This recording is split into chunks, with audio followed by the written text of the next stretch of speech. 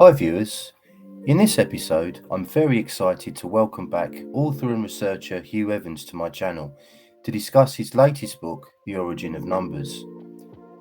Numbers are commonly known today as Arabic numerals because we are told they were brought to Europe in the 10th century by Arabic speakers of Spain and North Africa, replacing Roman numerals used by the Roman Empire. The oldest written specimens of Arabic numerals are from Egypt, dated 873 to 874 of the current era. Wikipedia states that our numbers come from Brahmi numerals and that there is no specific method or reason for them. To my mind, this has been categorically disproven by Hugh in his new illuminating book, The Origin of Numbers, and once again it illustrates the incredible knowledge and ingenuity of our ancient ancestors. To quote from the introduction of Hugh's book, "The numbers we use today are extremely old, with very important meanings, individually and when considered together. They were named to reflect their meanings by a people who understood the universe. This happened so long ago that we had almost lost touch, but we haven't."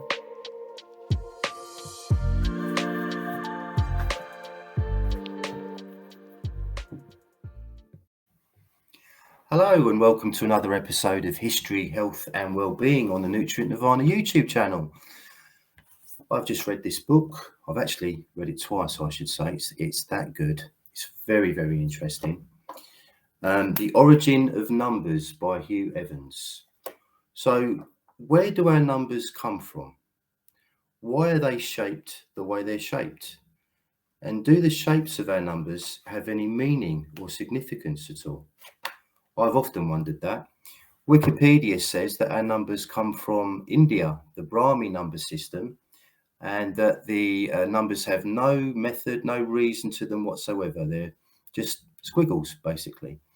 I find that rather incredulous, I've got to say. So today, I've got the author of The Origin of Numbers, who's going to explain all. So without further ado, Mr. Hugh Evans, welcome back to the channel. How are you, sir? Hello, Paul. Thanks for having me back. Oh, you're very, very welcome. Very excited. So as I was just saying, I've read this twice now, this book. It's absolutely fascinating. Can't recommend it enough. I personally think it should be in every school and in every library in the land. That's very nice. Thank you. No, it's a pleasure.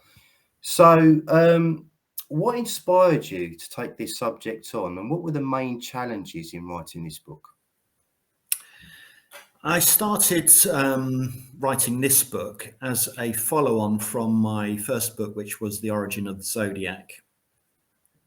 So when I was writing, or when I'd finished writing The Origin of the Zodiac, I realized that ancient people had been watching the stars for an incredible amount of time. Not just thousands of years, but tens of thousands of years, maybe 100,000 years. And if there are some YouTube videos on my YouTube channel, Origin of the Zodiac, that show this. So, for example, there's a playlist on the Pleiades. So if you hold your thumbnail up to the Pleiades, it's about the same size, at your arm's length, like that. Now, the Pleiades moves one thumbnail every 100,000 years. And our ancient ancestors knew this.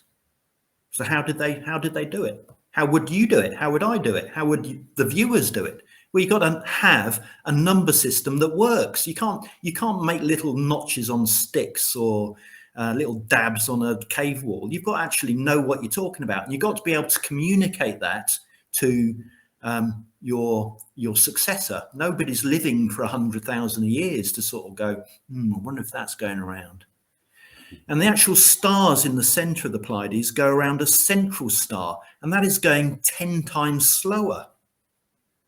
And they named the stars to reflect this motion. So this ancient people, they used their language over that period of time to name the stars, the constellations, the seasons, the months, the planets, and they also named our numbers, and they created a number system to facilitate all of this. So the second part of your question, I think, was, what were the challenges? I feel like I'm scratching at the top of an iceberg here, and the challenges are to remain objective and to actually not underestimate our ancient ancestors. It's very easy to do that. And we've been told continuously that before the Romans, in fact, when I learnt British history at school, there was no history before the Romans, and Stonehenge was sort of like something that just was there and nobody put it into context. But our ancient ancestors here and elsewhere, it's not just a British history that I'm talking about, because there is evidence for these people across the whole Atlantic seaboards, across the Mediterranean, right into Asia Minor. So the challenge is to not underestimate these people.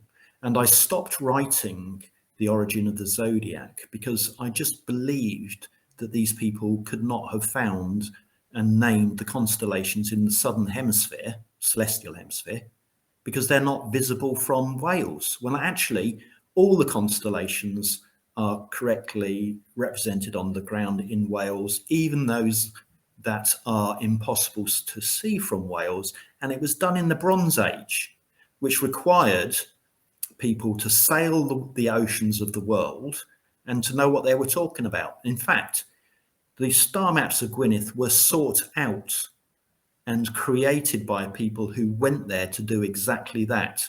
They served no purpose for an indigenous farming community. They are the challenges. Yes. And I challenge viewers and readers to open their minds and compare what you hear from this channel or my work or elsewhere with what the mainstream is telling us, because there are some very glaring disagreements. Absolutely. Where did you start with this book? What was the starting point? I had done a lot of research prior to writing The Origin of the Zodiac, and I came across the first constellations in North Wales. And by the time I'd worked out where all the constellations and the northern circumpolar celestial sphere were on the ground, I was sort of like exhausted, and I had to keep pinching myself. Every time I tested my hypothesis, it could have failed, but it continued to be reinforced, like the locations of the St. Michael's churches, the locations representing the edges of the spiritual planes, the locations of the St. Mary's churches representing the location of the major stars. Any one of those in the wrong position would completely destroy the hypothesis. Anyway, I finished The Origin of the Zodiac, and I was looking at the number 4, which was the start point of my book, The Origin of Numbers. And I'd already started The Origin of Time, which is a companion book to The Origin of Zodiac, which will continue and complete the explanation of the constellations. I've got some more information to share and constellations that I found. So I got distracted, I suppose, by the prospect that our numbers were connected to the constellations. And the number 4 is an odd number because it doesn't have 4 points and it doesn't have 4 lines. And the Roman number 4, which is either 1V or 4 straight lines, that's probably more understandable. And certainly the Roman numbers 1, 2, and 3 are understandable just on sight. But the numbers 1, 2, 3, and 4 in what are known as Arabic numerals, which aren't Arabic, they're ancient British, they're not immediately apparent as to what they mean.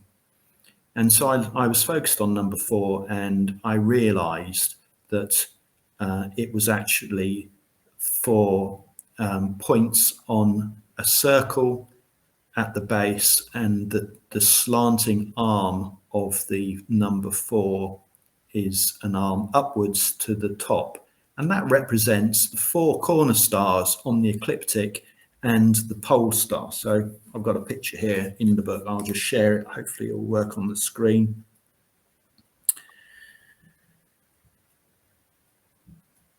Here we are. So can we see that? Can we see that number 4? Is it back to front? It is reversed, yeah, but we can clearly see it, yeah. So you can see now that from a center viewpoint, the observer has the 4 cardinal directions and a line up to the top. So with this coordinate system, you can map any part of the celestial sphere. And here is a sort of an artist's impression. And you can see the 4 corner stars on the ecliptic and the pole star above. So applying my sort of like an extension of my hypothesis, which is that this ancient people used a particular language to name all of the heavens and all of the components of time, you know, seasons, days, months, etc. I applied it to the numbers, and it is just a coincidence that this ancient language has remained intact in North Wales, because the star maps of Gwynedd have actually preserved it. The community was built around the star maps and their local economy. And elsewhere, it has changed. It's only the remoteness of North Wales that has meant that the language has survived. And this actually is ancient British. It was spoken all over Britain and elsewhere in the Neolithic times, probably. And it may even be the living remnant of the civilization that charted the heavens and lived before, you know, the Noah flood, if you want to say that. So once I'd applied this language, the number 4 is a derivative of the Welsh name for 4, which is ped hwa. So it's the second part of that word that has mutated into 4, and I show all the mutations across different languages. So there's one common origin, and it actually means the 4 points of turning. That's what pedwa means. So the explanation of 4 is intrinsic in the name, and the components of that word are used in every other word. So you can't invent it or reverse the meaning into the language, because you will change all the components or all the other words in the language. It's an impossibility. So as you said at the introduction of the interview, you know, we are told that our numbers have evolved from Brahmi numerals circa 400 BCE, according to Wikipedia, and that they're just sort of like, they're just squiggles, which mean nothing. And we're expected to believe this. It's just rubbish. So I have, in the Book of Numbers, created a complete explanation of our number system. All the names reflect what these numbers are doing in relation to each other as well. And how I show how all modern numbers in all the different languages across Europe and elsewhere have evolved from the original numbers. So once I had established that 4 represented the 4 stars, main stars on the ecliptic and the pole star, and they are Regulus, Aldebaran, Fomalhaut, and Antares. They are equally spaced around the ecliptic, and the pole star is the one above us. And the pole star changes over a precessionary cycle, and our ancient ancestors knew this. But the corner stars on the ecliptic don't change. They are almost fixed over a precessionary cycle. And our ancestors understood this to the extent that they were able to use it as a reference system. And to do that, they would need a number system. And, we can continue to underestimate our ancient ancestors, but, here is the proof. So from number 4, and the names of the other numbers, I attempted to reverse engineer what our ancient ancestors were thinking about the construction of the number system. And my next number was that I really got to grips with. Well, it's probably the number 2, but the next number was the number 1 and 2, let's say. So number 1, we know, has got a peculiar shape. It is almost universally drawn in sort of type font with the main vertical stroke, but it has a little nose and it has a little base. Here are some 1s, maybe back to front. We probably, when we're drawing a number 1, just do a single stroke, but when we read it in type font, it has these extra characteristics, and these all mean something. And the number 1 has morphed itself into our languages in terms of things like an, or a for short, like an apple, that's 1 apple, or all the other languages like ein, un, and so on. So the number 1 represents the universe. The vertical axis is the rotational axis of the universe from the perspective of Earth. The little nose at the top of the number 1 is like a prime longitude. And the base of the number 1 is the celestial equator. So I've done a drawing here in my book. Okay. Yeah. And with that coordinate system, you can map any point in the celestial heavens. And it's the same system we use today. We call it right ascension and declination. So our ancient ancestors invented this at a time when they were charting the heavens, at a time when they knew that the 4 corner stars were fixed. And you can only know that the 4 corner stars are fixed in the celestial heavens if you watch the heavens for at least 1 precessionary cycle, because you will see all the other stars that do move against the ones that don't. Yeah, it's incredible. So just on the subject of number 1, you state that the number 1 gave its name to the gods that contained the universe. That's correct. Such as Anu, Wodan, Cronus, Amun, etc. Who was the creator god of the ancient Druids? They had a few gods that created the universe. I've got some slides to share if you'd like to see them. Yes, please. Okay, so let's go to the slide. We'll go straight to the slide that you've asked for. Okay, so let's get the technology right. So I need to share my screen now. You have to let me know if you can see this. Not as yet. Here we are. Can you see this? Yes. So this is the pantheon of British gods. And we're not taught this anymore at school for some reason. And in my book, The Origin of the Zodiac, I have represented this family tree so that it's there for reference purposes. And there are 2 houses, the House of Lear and the House of Don. So here is the House of Don, and we're just going to zoom into the creator gods. So here are the creator gods, Bellymore and Don.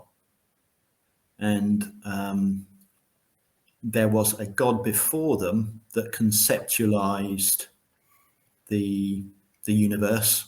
sort of thought it all up. And it's a similar concept in the Egyptian pantheon, Minogan. So let's have a look at Minogan. Min, will, desire. Og makes a person. En is creates a female component, or creates a name, a female name. So with a verbal language, you have a root word. In this case, min is the root, and then you have moderators that change or give more information about the root. So these suffixes are moderating the root word, and they create different meanings. So minogen creates this person, this female entity that through its own will and desire has created the universe. And we've got a second meaning, organ, of intellect, soul, life. So, there's a tremendous richness in this naming of this creator God, the original creation of the universe out of just a desire. Here are Beli, Mor, and Don, and the north circumpolar constellations that they represent. Now, if you do a Google image search of Zeus, you will get 3 million images. If you do a Google image search on Beli, Mor, who did the same job as Zeus, you won't get anything. So I actually made these paintings myself so that we have some visuals as to what they did and who they and what they might have looked like, or from an imaginatory point of view. And I'm happy to share these license free. Please circulate them to all your friends. Yeah, they're stunning. And Beli, Mor, his role was to hold up the universe. So here he is, that's the Earth at the bottom there, and there's the universe, there's his stars. He's actually the Latin constellation Cepheus, and he's been badly drawn here, and partly to hide him, I think, because they normally have him sort of like upside down, right back to front, wrong way around. But actually, these 5 points are a pyramid, and it is this pyramid. If you drew a line there and a line there, that's the pyramid. It is this pyramid that is the structure of the universe, and that was his job. The Milky Way, by the way, comes in across the top here. And Cassiopeia was Cepheus's partner in Latin mythology. And Don, who is represented by the constellation Cassiopeia in British mythology, was the companion of Beli, Mor, and her job was to pour goodness into the mortal world from the Milky Way. And here you can see her magical cauldron and the stars of Cassiopeia, which is actually a circle, not a W. It's a circle in the British pantheon of ancient constellations. You can just see some of these extra stars here that go around in the circle. Maybe the goodness, the Arwen pouring out into the mortal world, and it went into a sacred river in North Wales. And this is the Milky Way that passed over through the constellation, and Don is pouring goodness into the mortal world called Arwen, and that's what her name means. But we're going to look at Beli, Mor, because he was probably more of a creator than Don, which is your question. Don was helped create the spiritual wellness of the mortal world. Beli, Mor. Bailey is a courtyard, and we have that word in English, a bailey, and he is represented by the Bella, the wolf. And Mor can just mean great, and I write about this in my book, The Origin of the Zodiac. But since I wrote that book, I've done more research, and this will be in my companion book, The Origin of Time. Hli. Bear is a causative agent, and it's a prefix that means that what the root word is, something or someone is making it happen or doing it. And I've just released a YouTube video today on Beltane, where the be is also used there in the word Beltane. So that's a good example of how you just can't make these things up, because these components are used in multiple places. If you try to reverse a single word into a whole language, you change all the meanings. It would be impossible. So Beli, the causer or agent of flow light, and the host, which is also meaning for chli. And this is another example of explaining the universe and what Bellymore did. More, ma is a space, and or is time. We actually get the word hour from this word, and the Greeks get their word hour from this word. The word year comes from this word. If you just go hour, year, that's year. That means the time, the time of a year. Our, are all components. This is a suffix. The actual word hour for time comes from the smaller word au, which means a flow. And our is the sky or the sphere above, and is an operator. So again, this is all rich, part of the rich explanation of who Bellymore was. And I hope it demonstrates that our ancient ancestors who named these gods, they didn't do it on the spur of the moment or without any thought. And often they've got far more thought and involved meaning than gods in other languages or in other pantheons. Anyway, I've gone on too long on that, so Not at all. that's the next question. Brilliant. That's fascinating. So they had two houses, the House of Don and the House of Lear. Lear, that's right. Yeah. Yeah. Did they represent the divine masculine and feminine, both houses? Why were there two separate houses? I think it's a good question. It's Lear is more involved in the flood myths, and I think it was just the evolution of explanation of the world about them. Lear is also very well known in the Gaelic histories, and especially in Ireland. So it may be just that it's evolved over time. Bellymore was definitely masculine and Don was feminine. So I think they were the original creator gods of the universe. The House of Lear wasn't. It's probably more to do with the evolution of people. Fascinating. Okay. Can I just ask you a question about the number 3? So trinities or triads of gods have been something that I've been researching recently. There are so many examples of these all over the world. Do you know why the trinities of gods were so important to the ancient people? Well, I think they wanted to have meaning in their lives, and they were aware of the world around them to a very high level. So they created a belief system that fit in with the world they observed and the night sky. And in my book, The Origin of Numbers, number 3 represents the Trinity. And the 3 planes are the spiritual plane above, the mortal plane in which we live in, and the underworld. And in the ancient British tradition, the underworld is not hell. It was not something to be feared. That is a modern construction to keep people in bondage. And the last great journey after you pass out of the mortal world is through the underworld. And in the constellations, you go on the great ship on the Milky Way, go off to the west, and join our ancestors and on this eternal journey on the Milky Way.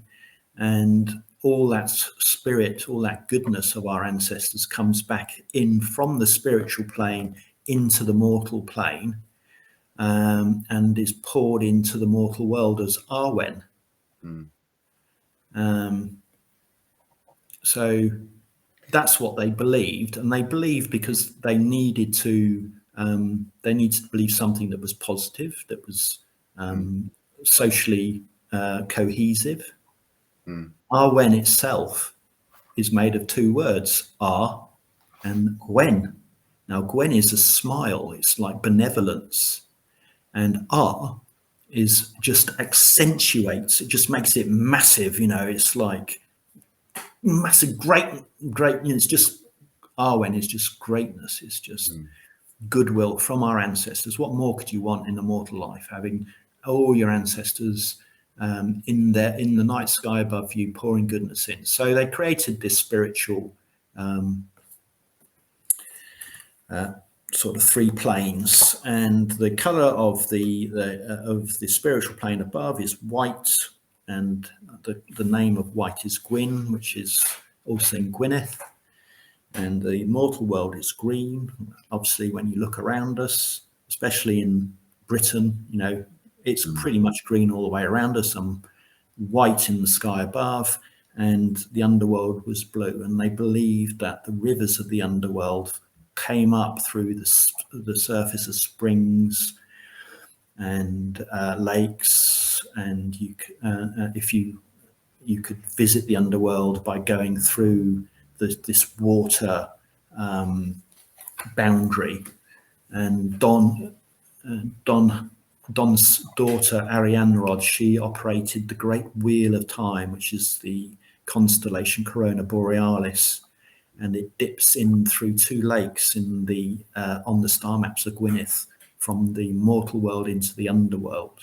She controlled the fate of mankind, the tides and the moon. And she had one son called Dylan ap Don, who lived in the ocean. And that's what his name means, actually. That's what Dylan means. I think it's something connected to the ocean. And her other son, Hlor Gifs, he was mortal and controlled the seasons.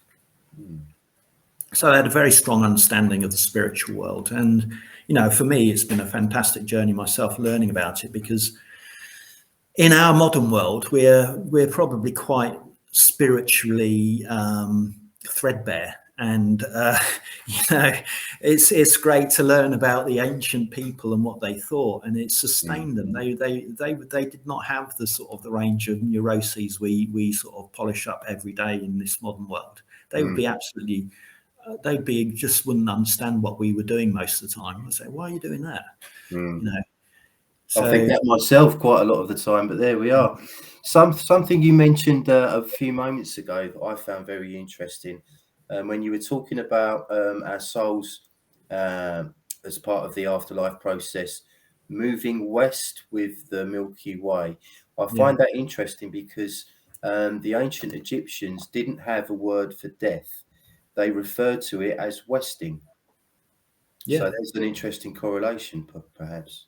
Yeah, absolutely. And there's a TV program called Westworld, isn't there? That's a little bit sort of on the edge there, And on the star maps of Gwyneth, all the towns are named for their locations, and in relation to this great journey. So Aberystwyth is it is the Aber, which is the mouth of the Istryth River, but it's also the outflowing of spirit. That's what it means.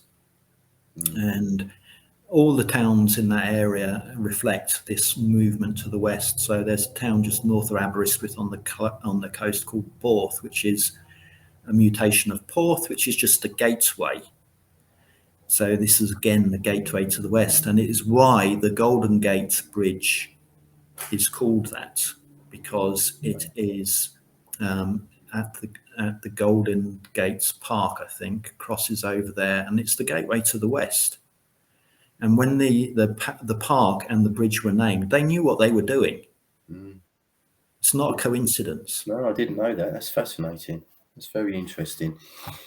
And I think it's on the chapter 8 or the number 8, where you've written here that time conceptualized as the past, the spiritual plane, the present, the mortal plane, and the future, the last journey through the underworld, all connected by the physical Milky Way.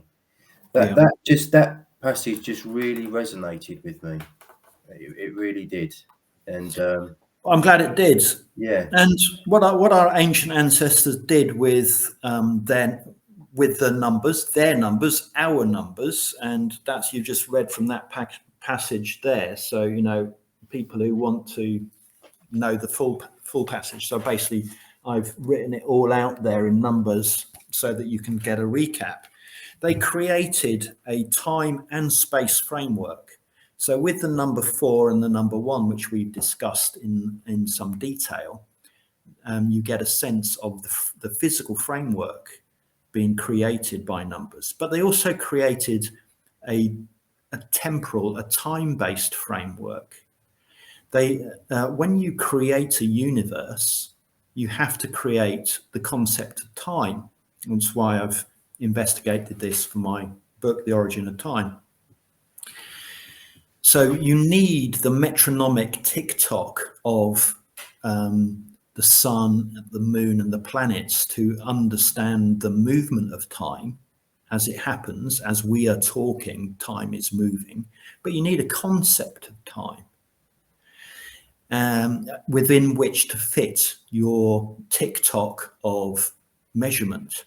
And this is the spiritual, the mortal, and the underworld planes, the 3 planes, which is the number 3.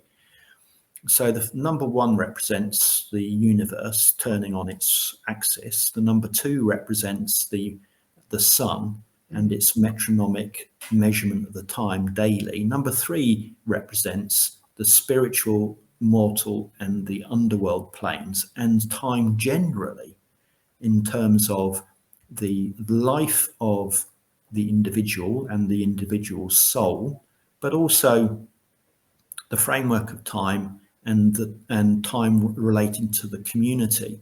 So they had a very clear understanding about themselves in the scheme of things, eternity, if you like. And the section you've just read out there, which was on the in the recap on the number 8, was related to the number 3, time over the eons. That's what the number 3 represents, the soul of the individual and the collective. Time conceptualized as the past, the spiritual plane, the present, the mortal plane, and the future, the last journey through the underworld, all connected by the physical Milky Way. fantastic. Okay, can I just ask you one question on the number 5, please? Yep.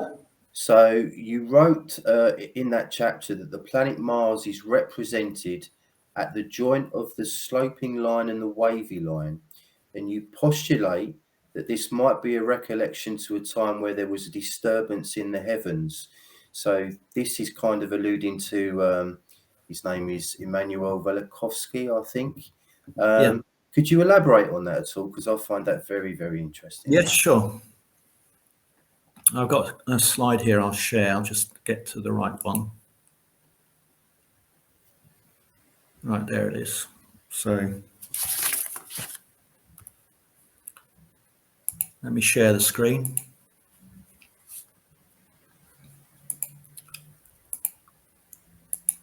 Right, have you got this now? Yeah, it's on the screen. So this is the number 5, and here is the front cover of my book, The Origin of Numbers. So you can see here the numbers 1, 2, 3. We talked about 4. We talked about 1. We just talked about 2 and 3. So all these numbers are in sequence as to the importance of them and how they relate to individually. You cannot have a number 2 without having a number 1. There's no point defining the number 2, the movement of the sun, if you haven't defined the framework of the universe. There's no point defining the number 4, which is the physical framework within the sphere, the celestial sphere, but from which you can measure the other planets and stars if you have not already established what time means on a moment by moment basis, but also on the basis of eternity, which is what number 3 does. And then we move on to number 5. So I can see that you did read it very well, Paul, and I'm very glad you did, because you picked out just about one of the very few little hooks I left in the book to tease our long readers into perhaps what my new work is going to be. So I'm currently writing The Origin of Time, but I'm also investigating a book that does actually follow on from Velikovsky. There he is. Emanuel Velikovsky wrote Worlds in Collision and in I don't know, 50s or 60s, and he sort of suffered from the same thing I started suffering from, which was underestimating the ancients and underestimating the audience, which is people who buy his books, because he says actually in the beginning that he left out much of what he wanted to write in Worlds in Collision. And in the beginning was released really around the time that he died in the 70s or 80s. He left out a lot because he just didn't think the readers were ready for it. I mean, maybe they weren't in the 50s and 60s, but it makes great reading. And he has gone to a lot of sources that I've not ever gone to, but one source he didn't go to the ancient Welsh and representing ancient British, and that gives extra insight into the planets and their history. So I hope to take on his great work and add my little bit to the end. So Mars is actually Welsh. It's in the Welsh language, it's Mawrth, and I think on the next slide I explain that. So that here we are. So I've done a video on my YouTube channel. In Welsh, it means the greatest, but it also, as we've seen with Beli Moa, means space-time, or this is a place. Ma is a place in the sky sphere upon us, an operator, a person, an instrument, a thing, which is a planet. The planet in the space above us, which is actually what Velikovsky is saying in his work. He's saying that there was a time when Mars was very much closer to Earth and had an interaction with Earth. So in my book, The Origin of Numbers, I've postulated that this little red dot here, which represents Mars from the perspective of Earth's rotation, these stars being the inner planets, these planets being the inner planets that rotate between the Earth and the Sun, and these planets being the planets that rotate around the Sun outside Earth's orbit, that Mars may have had a changing position in its sequence of orbiting around the Sun, and maybe at this point in the shape of the number 5, because this short straight bit has a different meaning to this longer wavy bit in the number 5, which is actually how we have drawn the number 5 over many years. So, and there is the symbol for the number for Mars. So this may be the Earth or the orbit of the Earth, and it may be pointing to Mars being at a point, Mar, upon us. And in the ancient British mythology called the Mabinogi, there are 4 main books.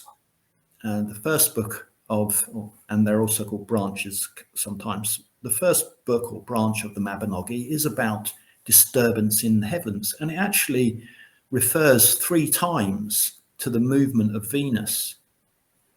And we don't get that in the Bible or some of the other ancient mythologies like the Greek creation mythology. It doesn't talk about Venus moving 3 times to being in an intimate relationship with Earth, but it does in the British creation mythology, and we're not taught that at all in Britain. It's an absolute travesty.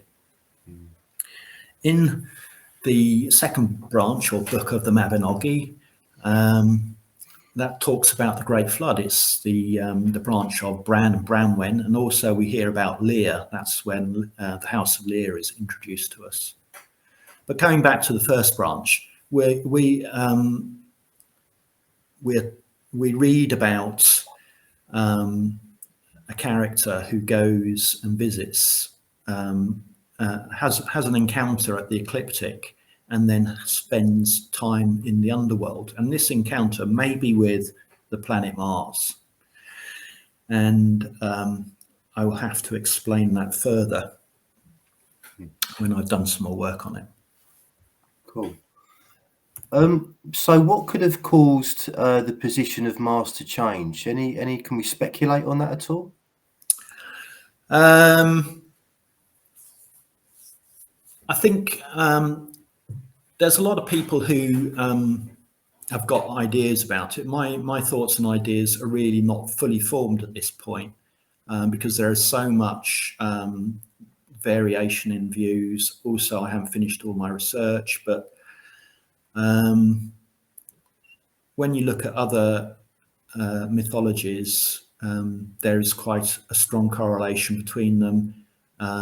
We may have had a role or an orbit closer to Saturn, and then Jupiter arrives on the scene and causes a disruption to all the planets. It's so big.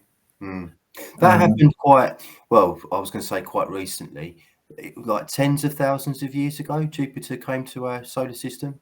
Yeah, there is one hypothesis that suggests that Jupiter arrived about 70,000 years ago when Schultz's star passed through the gravitational influence of our solar system. So if Schultz's star is smaller than our sun, the sun could have borrowed or pinched off Jupiter from that star, and consequently knocked all the other planets out of their orbits. Because I studied astrophysics for as long as I could bear the poor answers to my questions, but I've been a lifelong studier of the stars and cosmology. And if you ask a classical astrophysicist or cosmologist why Venus rotates the wrong way, they'll just sort of like try to avoid answering the question. This trendy guy, Brian Cox, professor on the telly, ask him why Venus goes the wrong way. He'll probably sort of try to leave the room. Nobody wants to answer these questions, but the only way that a planet can be turning the wrong way is if it's had an incredibly large interaction with another planet. Venus was not created out of a disk of dust rotating in the same direction as the sun was created and the rest of the planets. So, it's you have to think of different mechanisms, and there's going to be a lot of argument about that. A lot of ideas won't work, but some will, and that's part of a discussion I think is worth having. Definitely. Okay, could we just return to the subject of language for a minute? So, in the introduction to your book, you mentioned that the Welsh language has remained substantially unchanged for thousands of years and is very similar to ancient British. So, as I understand it, modern English, the English we speak today, was formulated by Sir Francis Bacon, and he formed a roundtable group called the Knights of the Helmet. Now, this was done primarily, I think, for two reasons. The first was that, say, 1,000 years ago, you could literally walk 10 minutes up or 10 miles up the road in this country and not have the first idea what anyone was talking about, because there were so many different dialects going on at that time. And also because the French poets were gaining a lot of admiration around the world, and the British Crown were concerned about this and wanted to unify the country with one language. And of course, this is when the British Empire started as well. So was the ancient British language really just one language and how much of it has been retained and how much of it has been lost? We sort of touched on this a little bit, and I did a little bit of research. I'm not an expert in that period of language evolution that you refer to. I'm rather sort of thinking it's a little bit of propaganda, to be honest.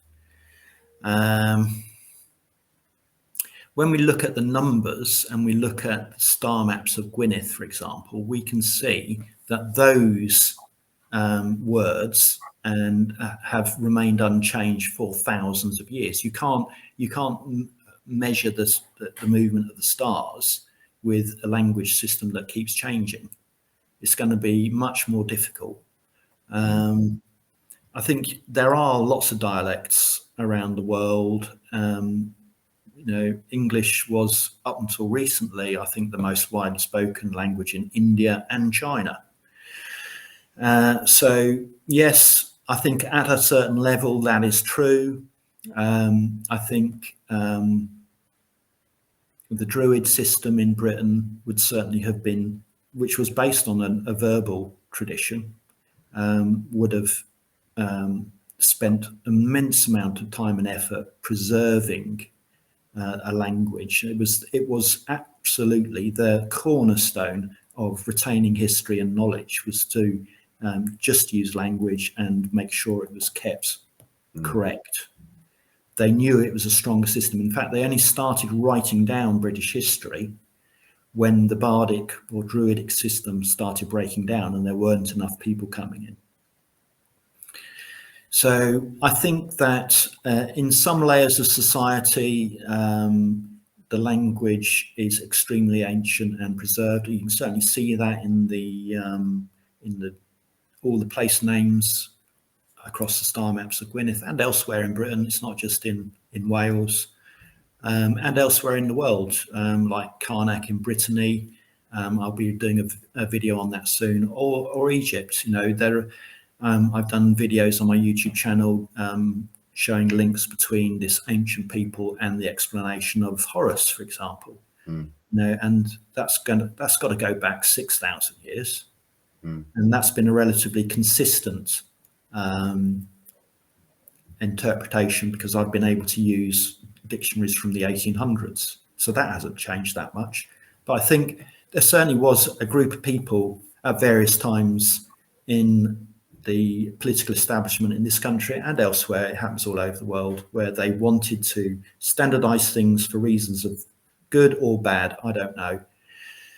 So I think the British language has been maintained in Wales when large communities came over from the continent through at different times in the first millennia of the current era.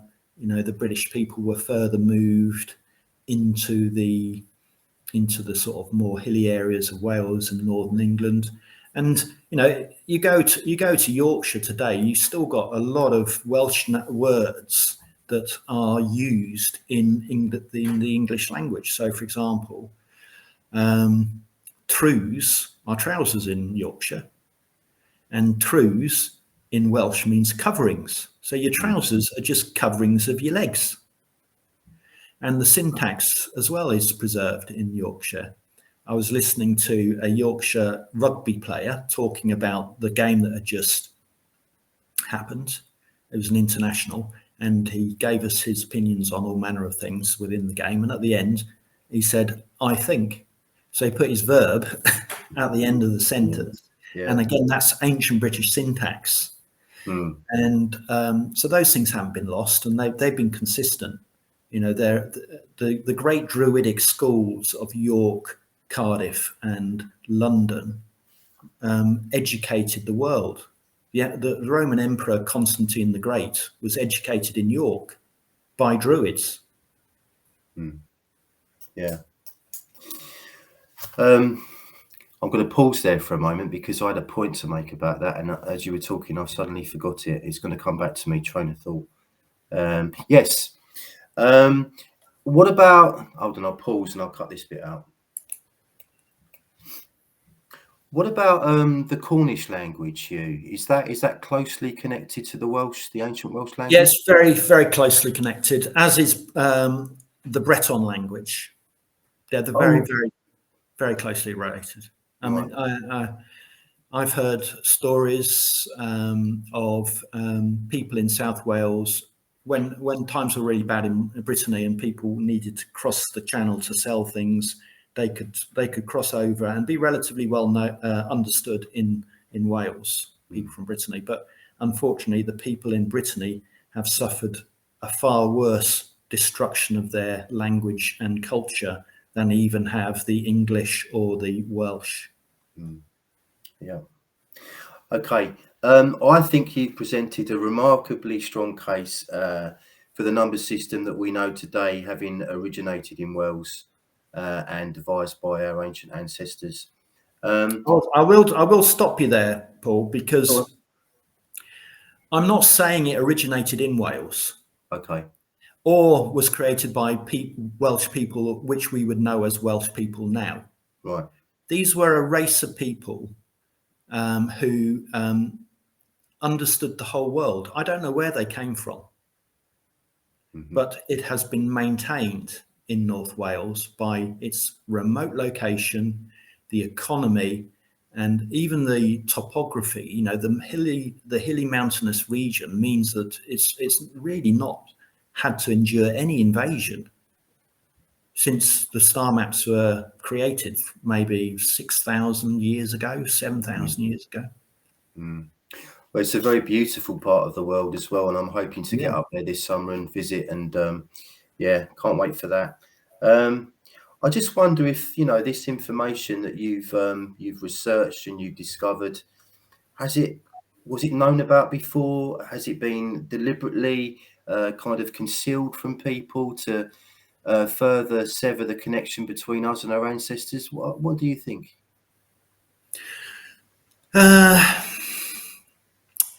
It's a difficult question to answer. I think when you look at the whole scope of people being able to control things, hide things, it's very difficult to point a finger at one group of people or one time and say, that's to blame. So here's a really good example for you. So who are the Celts? Because the ancient people in Britain didn't call themselves Celts. And why do we refer to Britons, Scots, or Irish people as Celts when actually that's not in their history? Was it a term that the Romans created? No, it wasn't. And a good analogy is, the Germans. What do the Germans call themselves? They don't call themselves Germans. They're Deutsch, aren't they? So the ancient British people didn't call themselves Celts, and this was a construct that was developed in the 1700s. And there was a lot of things going on around that time. I'm not going to lay blame at anyone's door. But if you look at my book of Numbers and we go to this page, pi, I'll tell you where the number pi gets its name from.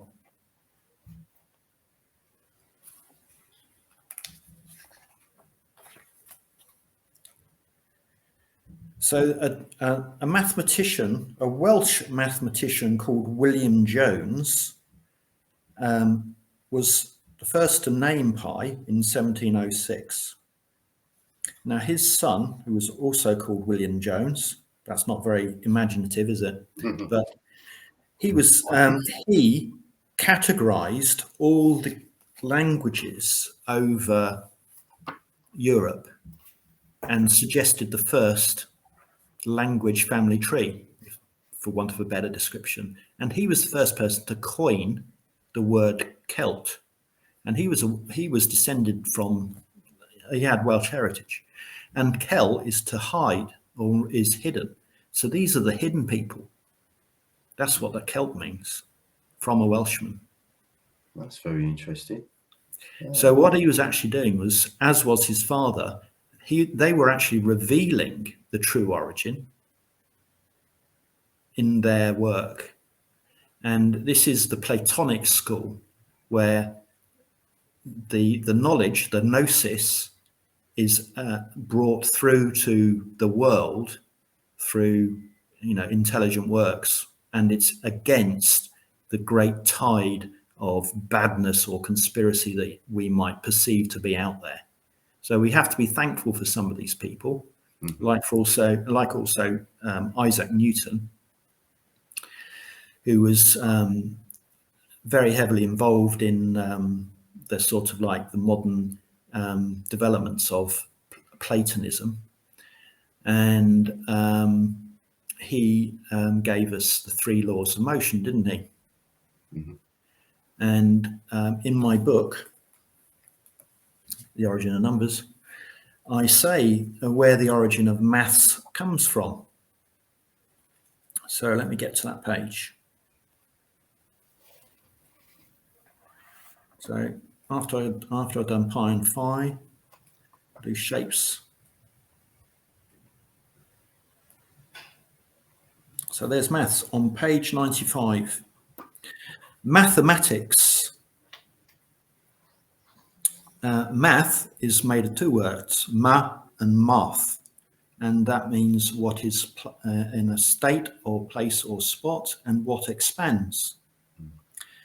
There's a joining vowel, e, between the next math, and ebb is to issue out, and we get ebb in English from that. Ed is aptitude velocity. F is an effect, and R is impulse forwards, and then we have another math. So we've got a spot or a state or what expands, and then an effect, and then another one, a spot, a space, or what expands. And then it has 2 suffixes, pix, which means a study of, basically. So mathematics is the study of things at rest or in movement when acted on by an external impulse, which is actually Newton's first law in mathematics. And obviously that existed before Newton had written his law. Very interesting. Hugh, I could listen to you all day. You've been absolutely fascinating. I've really enjoyed this video. Please check out Hugh's YouTube channel. It's absolutely fascinating. You've got videos on there to do with the zodiac, ancient history, astrotheology, and all sorts of interesting subjects. Future projects. So just to remind me, Hugh, and the viewers, what are you currently working on? I'm working on The Origin of Time, which is a companion book to The Origin of the Zodiac, which will basically just locate the remaining constellations in Gwyneth, and also put a lot more meat on the framework bones of this concept that time was conceptualized by ancient people. So these people who were supposed to be hunter-gatherers and are just grunting and gathering berries, they actually conceptualized time and created a whole system for measurement. And I think we need to start giving credit to these ancient people for their tremendous inventions. Absolutely. And it's demonstrated for the first time in North Wales. I'm not saying it didn't happen somewhere else beforehand. There are certainly fragments available in lots of places, but the first time it was all brought together and conceptualized in one place, as we can understand today, is in North Wales. So I'm writing that book. I'm also writing a book that will take on some of the problems that are now being very highlighted by the James Webb Space Telescope and the crumbling gravitational universe origin theory. So I'll be taking that on. And I've also started writing a book about ancient Egypt. So these projects will move forward together, and I will be releasing teasers on my YouTube channel. Hopefully the Origin of Time will come out this year, and then we'll have to see about the others. Fantastic. Can't wait for that. You're a busy chap. Well, I enjoy this. I've got some time to put into this, and I think it's important to not have our history lost. I think we should understand where we come from and who we are, and that makes us better people. Absolutely. I completely echo that one. All of Hugh's links will be underneath this video. Please check out his YouTube channel. Please like, share and subscribe. Comment below. Thank you so much, Hugh. I've really enjoyed today. Thank you Thanks, so much. Paul. Hope Cheers. to speak again soon. Will do, definitely. Bye-bye. Bye.